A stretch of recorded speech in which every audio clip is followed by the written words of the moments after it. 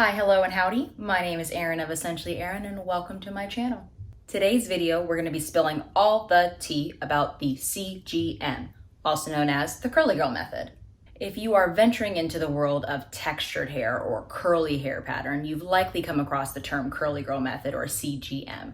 So today's video is going to be a very small and condensed version of what it is, what to expect, what to avoid, and how to prepare. So let's jump in. First things first, what is the curly girl method? So the curly girl method, made famous by a woman named Lorraine Massey, is a way of cleansing, styling, and maintaining your hair so that your curls can flourish and pop and glow, and you can walk into this world with your natural textured pattern as the glorious goddess or god that you are. Now, Lorraine made a book called the Curly Girl Handbook, which is super informative. Whether you're at the very beginning of your curly journey or if you've been on it for a couple of months and you're just not getting the results that you want, this book is a gold mine of information and resources that I think anybody, whether you have wavy, curly, or coily hair, can take advantage of. If I could simplify what the curly girl method is, I would say that it's about avoiding certain chemicals that are really well known in products, as well as avoiding things that could potentially cause breakage to your hair, like heat, certain tools. We're gonna break all those things down. Now, personally, I don't follow the curly girl method, but that's a separate video. However, I did start following the curly girl method, and that is what allowed me to have a strong foundation to build off of to where I could actually determine what I thought was best for my hair. Things to avoid.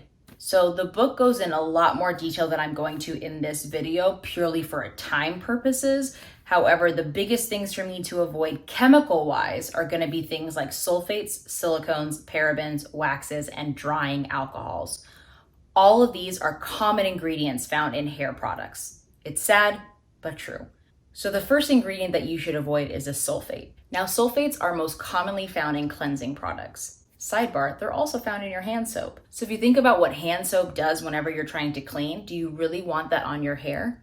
If you use a shampoo that has a sulfate, what you're actually doing is stripping your hair of its nutrients, its ability to protect itself, and the barrier that it forms in order to keep foreign objects from damaging it.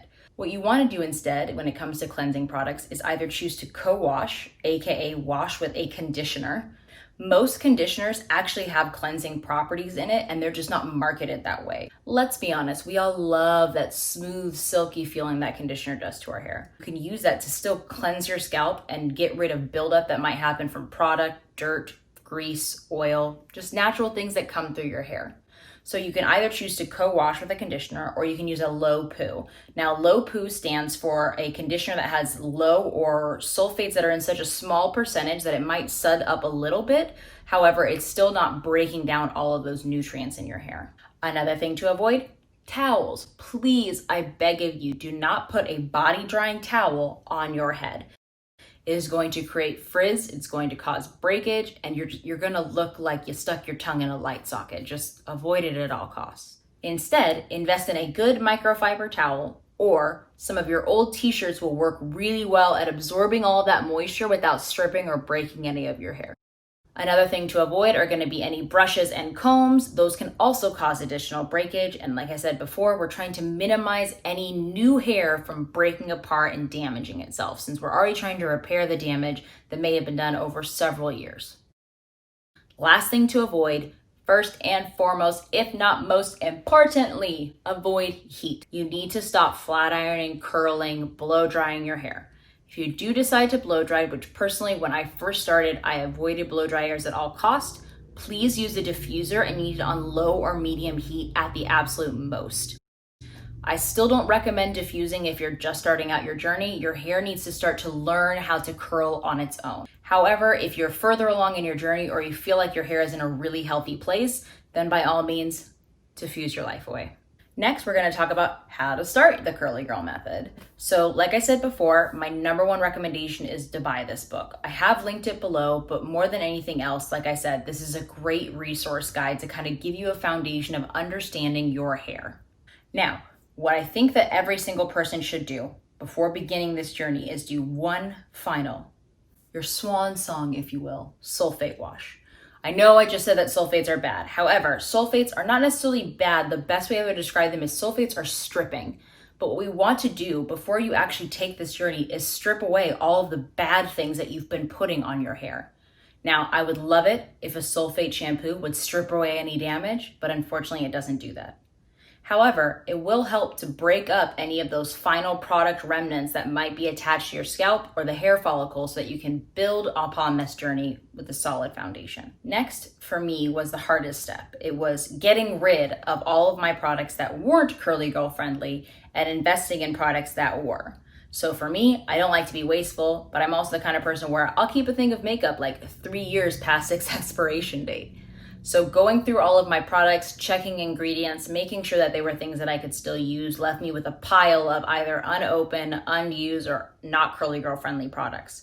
Most of these I was able to donate to local women's shelters or homeless centers. However, you do you. I'm not going to tell you what to do with it, but there are people that will benefit from those products and it'll make it feel like a little less wasteful. Next, once you've gotten rid of all of those products, be prepared to spend a little, but you're going to need to invest in curly girl friendly products. This makes a huge difference. I don't think that you need to buy every single product that Ulta offers. However, I do think that the very bare minimum that anybody should have whenever they're starting their curly journey, and again, it's very easy to just buy everything and hope that it's going to give you a good quick fix, but it's not. The basics that everybody needs are a good cleanser, a good conditioner, and a gel. If you think that any of the products that you've been using might not be friendly to your hair, I'm going to link a few resources below. These are websites that you'll be able to go where you can copy and paste the ingredients from this product directly into the comment box, and it will tell you whether or not that product is curly girl friendly. And just remember, just because one product within a line is curly girl friendly does not mean that every other product within that line is. Be sure to do your own research. Look up the ingredients for every product before you put it on your hair, just to make sure that it's safe. Unfortunately, there's a very small section at a lot of drugstores that's good for people that have textured hair. Before you go buy everything in that section, do your research. There are a lot of companies that, for some reason, can get away with saying things like sulfate-free or paraben-free. However, if you actually look at the ingredients on that product or put them into one of those websites I talked about earlier, it will tell you that it still has a small amount of sulfates or a small amount of drying alcohols present. So be your biggest advocate and do your own research before purchasing. And last but not least, mentally prepare yourself for this journey because it is exactly that, a journey. I'm going to be completely honest. There were so many days where I was crying or super angry and pissed off because I just didn't have hair like I wanted. It takes time. And I know everybody has said this and it gets more annoying every time you hear it, but it's true. I would say that I didn't actually start getting real curls or my actual curl pattern back for at least 3 or 4 months after I started because I just had damaged my hair so much that it had no idea what it was supposed to do. This is me. Right when I started and announced that I was going to go natural. Look at that, and then look at this. This is 2.5, 3 years of dedicated time. Be patient, find inspiration. My favorite thing that I've done is follow a few people on Instagram that have very similar curl patterns to myself. I'll go over curl patterns in a completely separate video. But ideally, what you want to do is make sure that if you're going to emulate somebody, you're not weighing down your hair with a ton of products because you're hoping it will give you curls like them. Well, if you've got wavy curls, you're not going to have an afro just because you use the same products as somebody else. So below, I'm also going to list a couple of my favorite curlies, coilies, and wavies that I love to follow personally just because I like to hear about what products people are loving and what routines they're trying out. But I've got a couple of people that I love for wavy hair or a looser curl pattern. People like myself that are in that curly mid-range, and then people that I absolutely adore that are in that coily, thicker texture area. Learn what works best for your hair more than anything else. A person on Instagram is gonna have one method, and you know what? Your hair might agree with 2 out of the 3 products that they use. So then work to find a better third product. Your hair is not going to be like anybody else's, and that's the beauty of it. It might also be the frustrating part of it, but it is beautiful because it is yours. The best thing that you can do is invest in yourself. Have patience with yourself and give yourself grace for the days where you think, this ain't it. Well, That's all for today's condensed version of the Curly Girl method. If you'd like to see more content like this, or if you have suggestions, please like, comment, subscribe below. I'd love to know what I can create to make this transition easier for you. I want curlies, especially baby curlies, to know how beautiful they are and to understand that while this journey takes time, it is so unbelievably worth it.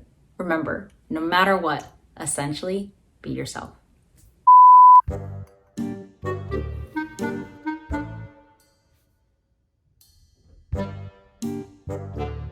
Babe, what are you doing?